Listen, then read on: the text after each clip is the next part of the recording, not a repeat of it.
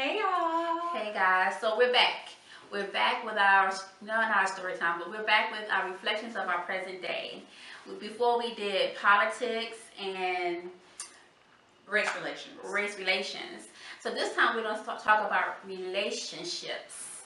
Relationships with men, our relationships with our parents, our relationship with our kids, her kids, our relationships amongst each other, our relationship with friends, and lastly, our relationships in the workplace. So let's talk about men. Both of us are single, yes. Never married. Right. Do you want to be married? I do. I do want to be married. What do you look for in a man? First thing I look for in a man is I want him to be confident in his spirituality, meaning confident in his afterlife, meaning that he is saved. what in my religion, which is Christian, believe that a man believes that Jesus died on the cross, he was buried, and he rose again, and that he is sitting at the right hand of the Father interceding for us. And that is very important because that's the way I've raised my children, and that is the first thing I need, a man that is following God. After that, of course, I need somebody with a good personality. I like honest men. I like honest people. And trustworthy, because my personality is a little bit more nonchalant, flighty, a little bit of somebody that's a little bit more straight-laced and to the point, and somebody that takes care of business. That's the kind of man that I'm looking for. How about you? For me, I look for a guy who is honest. I look for a man who has a good sense of humor. A guy who can hold a relationship and is more than just surface thing. Like, he could talk about more than sports. He wants to travel. He wants to do things in life. He's ambitious. Of course, Christian and everything. But I'm a stickler on that. But if you're growing in Christ, that's good for me. As long as you're Christian. I know that when you try to talk to men who may be of other religions, it could be hard for you to see eye to eye on certain things, and a lot more times it'd be more of contention in a relationship than it is to bring you together. Yeah. But I just love a guy who is honest, and you know what, who really wants to be in a relationship. I'm 40 years old, and so I don't have time for guys who just want to still play the field. So that doesn't attract me at all, and usually I will just keep going. But I am a serial dater, and I enjoy it. Like a lot of people, showing your hand. I'm a serial dater. I'm an honest person too, so why not? If you're gonna say something, say it. When you date people, you get to know people, but every time you date somebody, every time you meet a guy and everything, doesn't necessarily mean that he's going to be Mr. It. And so when you go into these different dates and meeting different guys and you think that he's going to be Mr. It, you leave yourself up for disappointment every time, because majority, he's not going to be Mr. It. Enjoy it. If you want to go on a date and y'all going Dutch, fine. If he's paying for it, free meal. That's how I feel about it. So, I agree that that's the way you get to know people. But I like to do stuff more in groups. I like to hang out in groups. I like to get to know people in groups. And so I don't date as much as my sister does, but she doesn't have the same responsibility that I have. So I have to think about my sons whenever I'm dating. So that's why I don't like to, I don't bring men around them often. And when I do, it's somebody that I've vetted. It's not just, somebody that I don't know anything about. It's somebody that I've vetted already. So why aren't you married? because our family want to know this because they think something wrong with us because we're not married. We're not gay. That's the first thing. Neither one of us are gay. We're At all. both totally heterosexual. And because whenever you tell somebody that, oh, are you in a relationship? No. Are you gay? yeah, we're not gay. We're both totally heterosexual. We don't even lean towards it. We're not confused. We're sure that we are heterosexual. So we just don't want to be. You know what? I know a lot of people who are in marriages who are unhappy. A lot of people I know might have wanted the wedding. A lot of people they just don't like being single. And it's just, I think the main reason, if I'm going to be totally honest, that I am single, that I have never been married, is because I have trust issues and I don't want to end up with a broken. I don't want my marriage to end. I want to be with somebody that's going to be with me, and I just haven't found that man that I think will take the same type of approach to marriage that I will. Today, people are not honoring their marriages. They're just not honoring their marriages, and they're not they're not honoring their vows either. They're just, man, he ain't put the toilet paper on the roll right, let's get a divorce. yeah. And I don't want so that. easy to say divorce. Yeah, and I don't want that to happen. I want, when I get married, I want to stay married. And I am a little bit remorseful by being the age that I am, 40. I feel like I've lived most of my... I'm 41. I think I've lived most of my adult life. I feel like my boys haven't seen me in a relationship, and I felt like I've deprived them of seeing a relationship. And I want it really bad. However, even though I do want it really bad, I'm still picky. And I don't feel like I should have to settle because that's something that I want. Or what people have told me before, because I have 3 children, I should settle. I don't think I should have to settle. I think that what God has for me is for me. And the things that I want, the desires of my heart, and if I'm diligent and I do what God says, then I'll get what He promised. Now, I think there's a big difference between settling and having unrealistic expectations. You think I have unrealistic expectations? I didn't say that. I'm asking. No, I didn't say that. I'm just saying the difference between the two. Mm-hmm. There are people who look for things in a woman or in a man, whoever it's the man or it's the woman, who have unrealistic expectations. That's not settling. It's totally different. Like, if you don't have something for yourself but expect it in that other person, that's an unrealistic expectation. Mm-hmm. If you just say, I don't like a man who smokes, and you meet a guy who smokes and you still date him or whatever, that's settling. Right. And notice that when she and I answered the question about what kind of man we like, neither one of us gave any physical attributes, because those are inconsequential. They really are. What a man, his height, how big he is, how small he is, if he's nice looking, if he's not, if he got a big nose, wide lips, small lips, thin lips, none of that matters. None of that matters. And I'm not going to put myself in a box that way. Yeah, I think what's that joke said? I used to want a man that was tall, dark, and handsome. Now I just want a man. So just know you keep your non-negotiables, but you don't have unrealistic expectations also. Right. So right. And the reason why I'm single, because I've never been asked to be. Never been asked. I've been asked, but I've never been asked. I've said yes, but he was lying. He was lying. But I've been asked a couple of times, but I've never felt inclined to say, okay, let's do it. Well, I've never been asked. That's why I'm single. And I'm going to be single until someone's coming along who I think is worthy of me giving myself to them. All right, so next we're going to talk about our relationship with our parents. And do you feel that your relationship with mama and daddy is at the point where you want it to be? Let's start with daddy first. You know what? I think the question is different for me.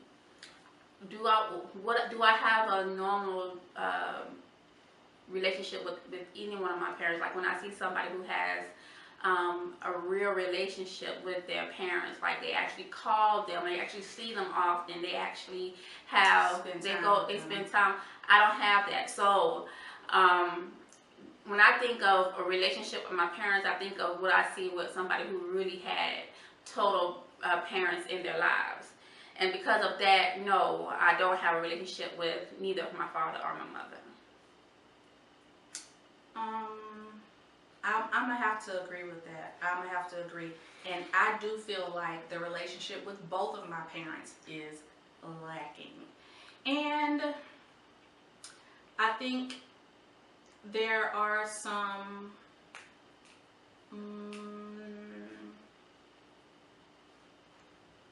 I'm not coming up with a word, but you can't give somebody what you don't have. And I think that they just don't have it emotionally. They don't have it mentally. They may not have it. You know? Yeah, I don't think any of my brother or my sisters have relationships with our parents at all. It's kind of hard to, because, okay, I'm gonna say this, because of which we'll talk about later on in a different video, but because of our history, our parents' history and everything, we never had that relationship. That doesn't negate the fact that I still respect my parents wholeheartedly. And love them. And love them, but... And honor them as my parents. Yeah, but I just don't have a relationship. No, we don't have a relationship with them. But I think that... We still do. We have a good time. We have good time. We have good phone conversations and everything. Yeah, but like it was our mom's birthday yesterday, and I called my mom yesterday, and I sang her a song, and she and I, then we had a good conversation. I enjoy talking to my mama. She is hilarious. She is really, really hilarious, and sometimes she can catch you off guard, and you're just like falling on the floor laughing, but because she is very hilarious. Yeah. And my mom is wise. My mom is very wise, and she's discerning. And a lot of things that my mama has said, and I'm like, whatever, you don't know what you're talking about, turn out to be true. She's very discerning, but a lot of times when she says something, it comes across as negative and condescending and like she's talking about people. That's the way it feels. But a lot of times, it's true. Most times she is talking. Yeah, she talking about people. Now don't get it twisted. She is a trip. She's a trip. My mama, we use her. We when we say her name, we use it as an action verb. You know, I Georgia made you. You know. Yeah, don't make me have to get Georgia May on you. Yeah, so go Georgia May. So she makes sense a lot of times. But majority of the time, she's on a trip. Oh. All by herself. All by herself. And it's hilarious. Yeah. Overseas somewhere, you know, she's gonna. It's crazy.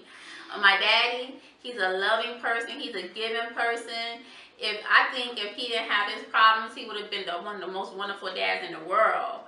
He loves us wholeheartedly, and nobody can say nothing to him about us. He will negate the whole right. Thing. No, yeah. What you will not do is talk about these two, not my daddy. But the one thing that I will say about my daddy is he is a loner.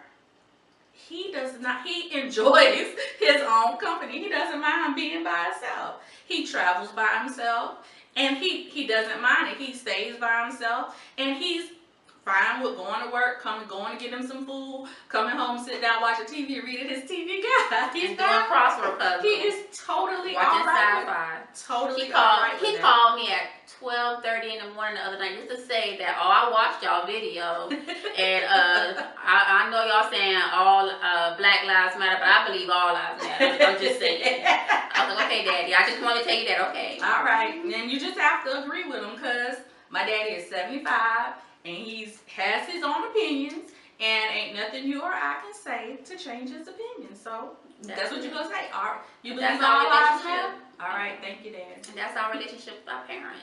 I would want it to be something more, but what it is, I respect. So, yeah, I respect them. Relationship with children, I don't have any. I have 3, and I feel that I have good relationships with two of my boys. One of my boys, I would prefer to have a more of an open relationship with him. I still feel like even with that he talks to me more than I would say most kids talk to their parents. I feel like my children are comfortable talking to me about stuff. I feel that my children, because they've come and told me things and I wouldn't have thought that they would tell me. I feel like I've laid the groundwork to where my children know that I love them. They know that I'm their champion. They know that I'm gonna fight. I'm gonna bloody my knuckles for them. I think they know that, and I think that they respect that. Now, I do wish that I had raised more thoughtful people. I feel like they're not as thoughtful as I'd like they be, but I also feel like I'm not as thoughtful as I would like to be. I find myself lacking in that area. So I feel like if I can't be as thoughtful as I want to be, certainly I haven't shown them to be as thoughtful as I prefer they be. But I do feel like they're good people. I feel like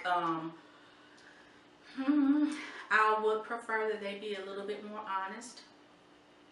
That is one of the things that I've stressed to them, that I don't want them to lie to me, and I have caught all three lying at times, but that's growing pains. That's stuff we have to go through. But I still feel like I've laid a good foundation with them. I feel like I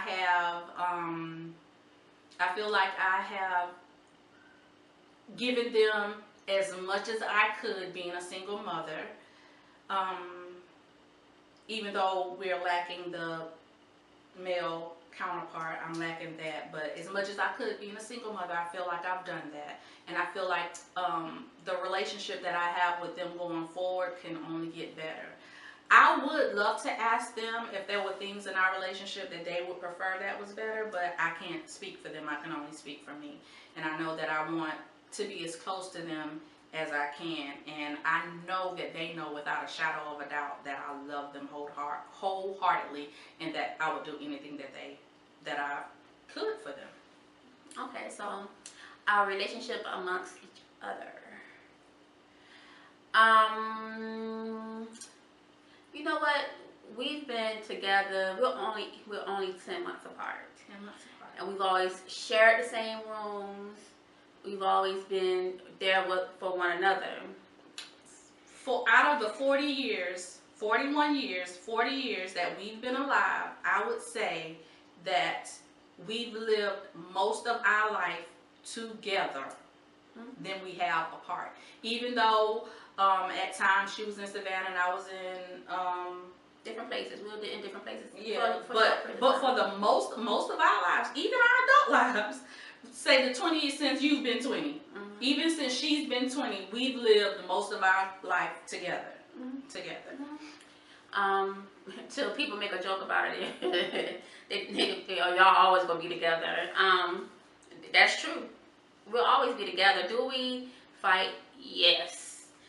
Like hard down fight. Do we fuss? Yes. Like crazy fuss.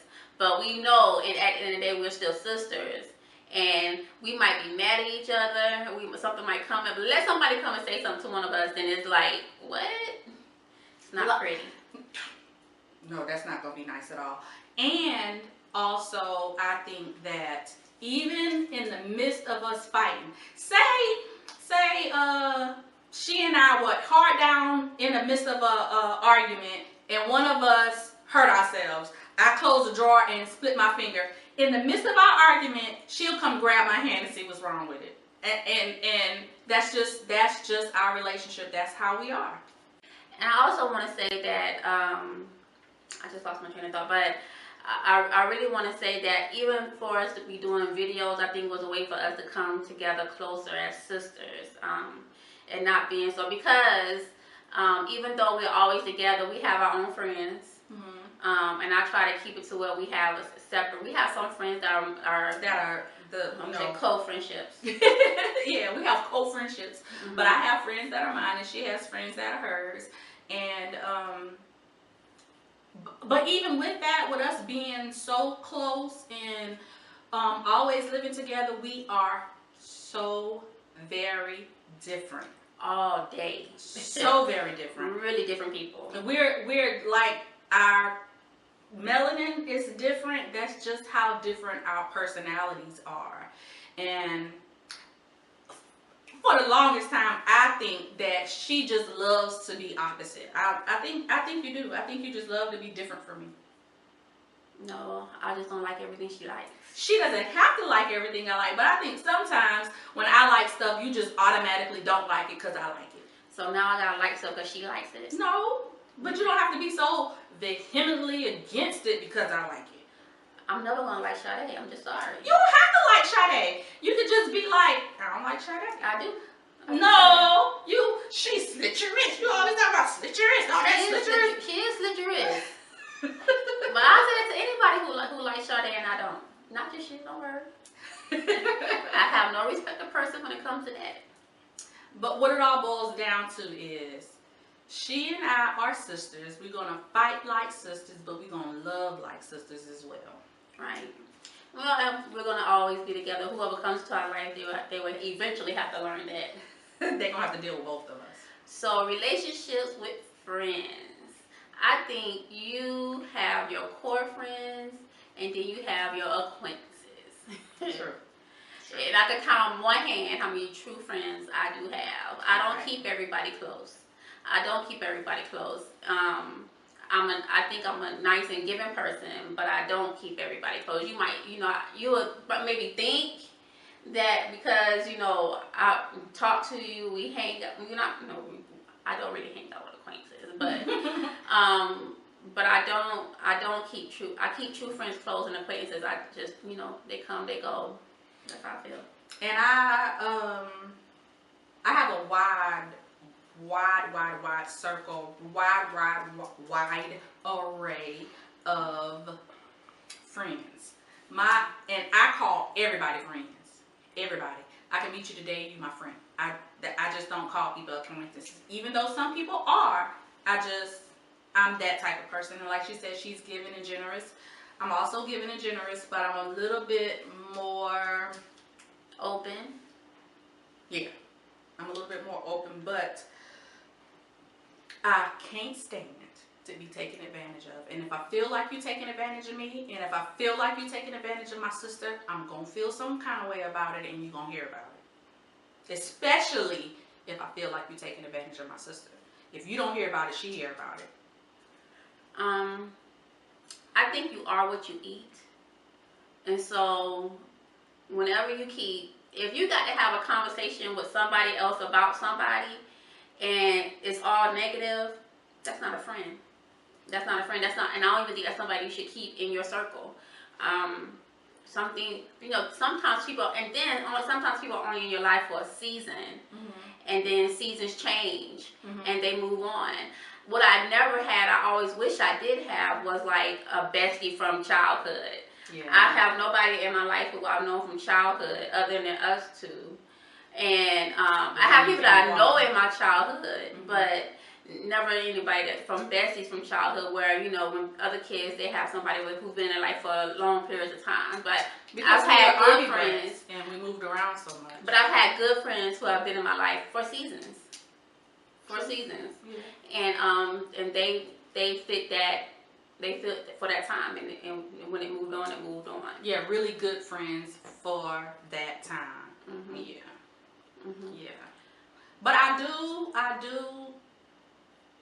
do self-evaluations a lot, and I try to put myself in the place of other people. Whenever I've fallen out with somebody, I try to put myself in their place and see how I would have felt had someone treated me the way I treated that person. And sometimes I fall short, and I can admit to that. But with saying that, I do recognize where I've fallen short, and I consciously try to be a better friend. Yeah. So that's friends, our relationship with our friends, and then we have a relationship in the workplace, within your job. I say keep that few and far between too. But you can have somebody that you might be really close with at work. But you have to be careful with friendships at work because You really do. work politics are no joke, and people will, if they know something in your life that whatever that happened, whatever, it had nothing to do with work, they will bring it up at work, and your business be all around the job. So you have to keep that. You have to, if you have a relationship at work, you have to know that that person is. You have to be very careful about it. You have to really, you know, I'm saying evaluate that, you know, that make sure that that person have your best interest at heart, because if anything goes down, you don't want, they would tell. Yeah, and throw you up under the bus. Quick.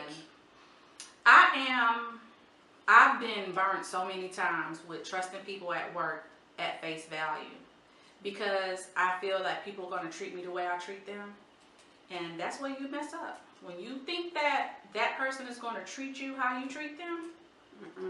See, I'm total in the workplace. I'm total opposite. I think you are so far not my friend until I really have to know that you're my friend. So I have good acquaintances at work. I have good conversations with certain people at work. But majority, and you know what? I have people that I used to work with who have become great friends of mine. But in the workplace, it's hard. It's hard. It's hard. Especially if you want to have a relationship with a man in the workplace. No, I you know what? Don't do it. Don't do that. Don't do it, because I never do that. They said, you do not get your honey where you get your money. No. I mean, shoot. No. You need time of separation. I don't want to see you at work and when I go home. It's just too much. And if something happens and y'all fall out, then you got to see this man that you don't want to see no more every day. That's not. It's no fun. No. Do no not get your honey where you get your money. And on that note, we're going to say thank you again for watching our videos. Whenever you watch our videos, we want you to like, comment, and subscribe. And turn on the reminders, please, so you'll know whenever the Irish twins have uploaded new videos. And please go visit us on our social media. We're the Irish Twins, IWISH, at Google, at Twitter, at Facebook, and what's the other one? Instagram. And you can see some more of our lives. And we're gonna be getting on Snapchat soon, but we're not now. And I think, you know, I used to say all the time, I don't know why older people don't like technology, but this Snapchat thing, I just don't get it. I had to ask my son, baby, how do you do it? And he was like, Mama, do this. How you do it? And he was like, look, here, let me do it. Snapchat. I remember. What was the lady that used to live across the street from Uncle Charleston? I used to always have to go over there and turn on her VCR. That's how I feel with the Snapchat. I'm like, really? Come work the Snapchat. It's ridiculous. Y'all have a great day. Yeah, all right. Good night.